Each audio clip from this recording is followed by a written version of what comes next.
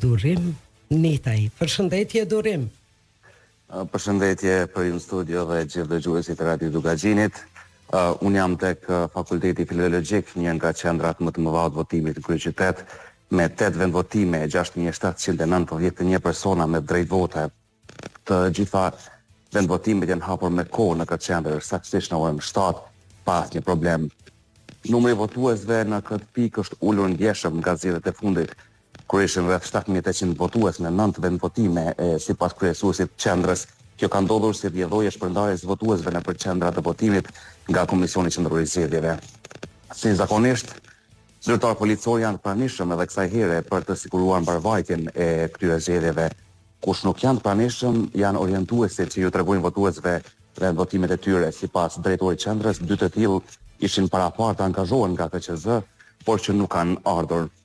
Në Prishtinë, në përgjithësi, kanë të drejtë vote 219.516 persona në 54 qendra të votimit me 262 vendvotime, si dhe një qendër të votimit me kusht me 8 vendvotime. Po, qendrat e votimit me kusht janë nga një në secilën komunë. Aty, kësaj radhe, Durim, pas kam më pak votues, dhe besoj edhe numri atyre që kanë arritur në qendër dhe vend votim tash duhet të jetë më i vogël. Kishte votues të parë apo jo ende? Po, kishte votues që po presnin ende pa arritur edhe ora 7, diku rreth 5 minuta para kohës arritën për të votuar dhe patën mundësinë që ta shfrytëzonin të drejtën e tyre saktësisht në orën 7. E di, kanë arritur edhe materialet e votimit? Është premtuar që nuk do të ketë problem. Nuk pati problem. Përpos mungesës një punëtori orientues që t'i tregoj votuesve vendvotimet e tyre, të gjitha materialet tjera kanë arritur me kohë në qendër dhe tashmë edhe janë futur në përdërim.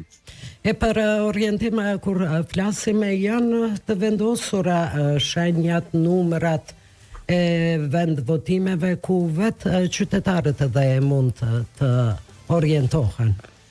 Në rast se mungon ky orientuesi, do të vijë edhe ai sigurisht. Shpresojmë që po. Faleminderit, ishin informatat e para nga